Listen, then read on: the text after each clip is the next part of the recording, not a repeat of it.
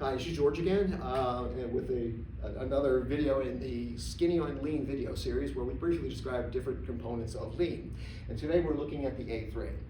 So the evolution of A3 is said to have begun when Mr. Toyota was trying to implement process improvement in his company and recognized there was a problem on the shop floor, so he went down and asked for an A3 sized paper. That's the European size that we know as 11 by 17. And he asked for that because it was the largest piece of paper they had.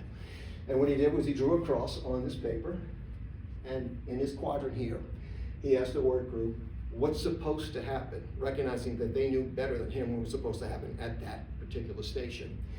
They described it here. Then he says, okay, in his quadrant, what is happening? What's going on? He did this to identify the gaps between the perfect state, that future state, and the current state. Once he had this list, he understood the gaps, then he went down here and did a root cause analysis and asked, why is it happening? Why are we having these gaps? Once he had this list of the root causes, then over in this quadrant here, he listed, what can we do about it? He literally asked the work group, what can we do to improve it? What do you think? This was the birth of the A3.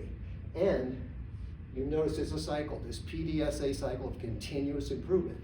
Just because we got to what the future state should be, or that perfect state, we weren't done. Maybe we can be quicker, maybe we can increase quality, maybe we can make people happier. We can always improve on a process. So that's the beginning of the A3. The A3 today that we know looks a little bit more like this. I've added the problem statement, which we're going to talk about later. It's very critical before you even start with an A3.